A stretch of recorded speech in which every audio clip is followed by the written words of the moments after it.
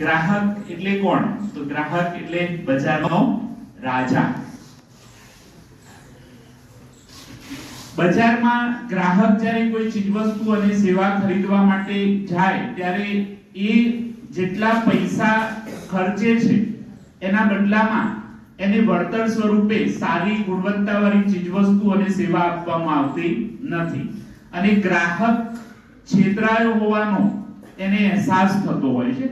આવા સમયે ગ્રાહકના અધિકારોનું શું એમ, ગ્રાહકે ચૂકવેલા પૈસાનું શું એમ, એક પ્રશ્ન થતો હોય છે. ગ્રાહક જાગૃતિના પિતા તરીકે રાલ્ફ નાડરને ઓળખવામાં આવે છે અને 1962 ની અંદર અમેરિકાની પાર્લામેન્ટની અંદર જ્હોન ફ્રેન્કલિન કેનેડીએ એ વખતે એવું કીધેલું કે ગ્રાહકની ફરિયાદને સાંભળવામાં આવતી નથી. 15 માર્ચ 1962 ની અમેરિકાની પાર્લામેન્ટમાં એમને આ વાત કરેલી અને ગ્રાહકોને અધિકાર આપવા માટે, ગ્રાહકોની સુરક્ષા માટે એમને એ વખતે 4 અધિકારો આપ્યા. અને ત્યાર પછી કન્ઝ્યુમર્સ ઇન્ટરનેશનલ નામની સંસ્થાએ પણ 15 માર્ચ 1983 ના રોજ ગ્રાહકોને 4 અધિકારો આપ્યા.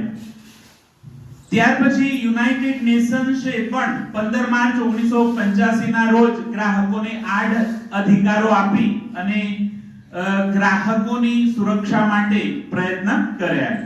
અને ત્યાર પછી 15 માર્ચને વિશ્વ ગ્રાહક અધિકાર દિન તરીકે ઉજવવામાં આવે છે. અને સંયુક્ત રાષ્ટ્ર સંઘે એવી ભલામણ કરી કે દરેક દેશ પોતાના ગ્રાહકોના સંરક્ષણ માટે કાયદા બનાવશે. અને એ અનુસંધાનમાં ભારતની સરકારે 24 ડિસેમ્બર 1986 ના રોજ ગ્રાહક સુરક્ષા અધિનિયમ આપ્યો અને એ ગ્રાહક સુરક્ષા અધિનિયમ અંતર્ગત ગ્રાહકોને 6 જેટલા અધિકારો આપવામાં આવ્યા.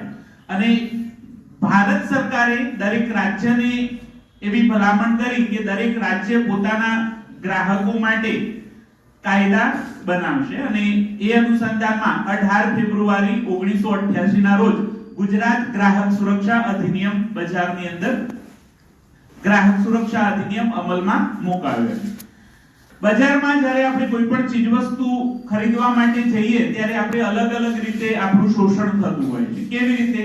કાં તો ચીજવસ્તુ અથવા સેવા હલકી ગુણવત્તાવાળી આપવામાં આવે, ભેળસેળવાળી આપવામાં આવે, બનાવટી આપવામાં આવે, એક્સપાયરી ડેટ થઈ ગઈ હોય એવો માલ આપણને પધરાવી દેવામાં આવતો હોય છે.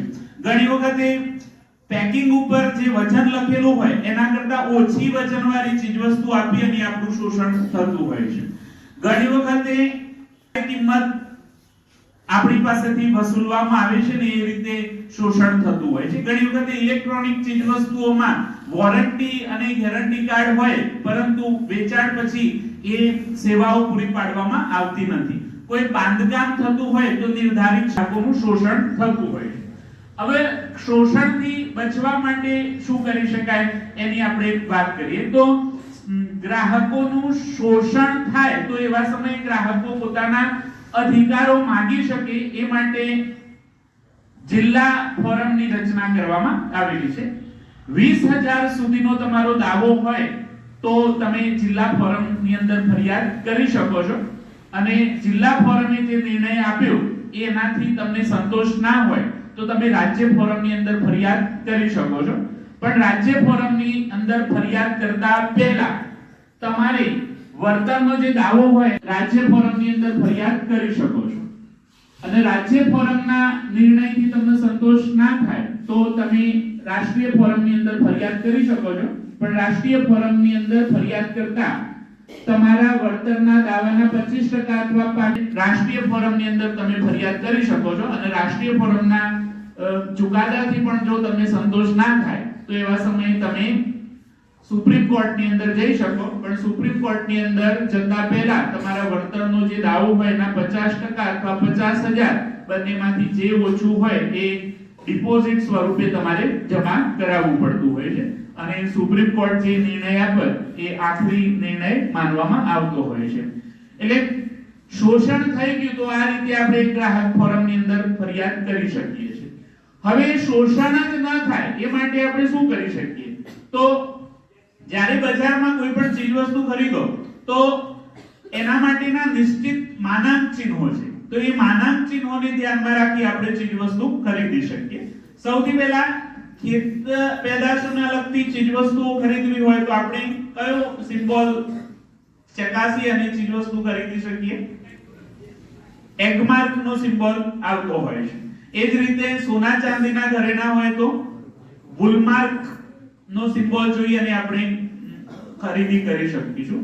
એ જ રીતે અત્યારે હાલ શિયાળો ચાલે છે અને શિયાળામાં ગરમ કપડા આપણે પહેરતા હોઈએ તો એ ગરમ કપડા સ્ટાન્ડર્ડ ક્વોલિટીના છે કે નહીં એ ચેક કરવું હોય તો બુલમાર્ક નો સિમ્બોલ છે એ આપણે જોઈ અને ચેક કરી શકીએ છીએ. અને એ જ રીતે બજારની અંદર FPO, MPO બરાબર, પછી ISI નો માર્કો છે, ઇકોલોજી નો એક માર્કો છે. આવા અલગ અલગ માર્ક આપણે ચેક કરી અને ચીજવસ્તુની ખરીદી કરી શકીએ, જેથી એ ચીજવસ્તુ સ્ટાન્ડર્ડ કંપનીની ચીજવસ્તુ છે અથવા તો સ્ટાન્ડર્ડ સંસ્થા દ્વારા જે ઉત્પાદન થાય છે એનું સૂચન કરે છે. તો ખાસ કરીને ગ્રાહક તરીકે આપણે જ્યારે બજારમાં જઈએ ત્યારે આટલી બાબતોનું ધ્યાન રાખીએ તો આપણે શોષણથી બચી શકીએ છીએ અને જો શોષણ થાય તો પછી કાયદેસરની કાર્યવાહી કરી શકાય છે. અને આ માટે જો તમે કોર્ટ પ્રક્રિયાથી ડરતા હો તો ઘણી વખતે ગ્રાહક સુરક્ષા મંડળનો પણ સહકાર લઈ શકો છો.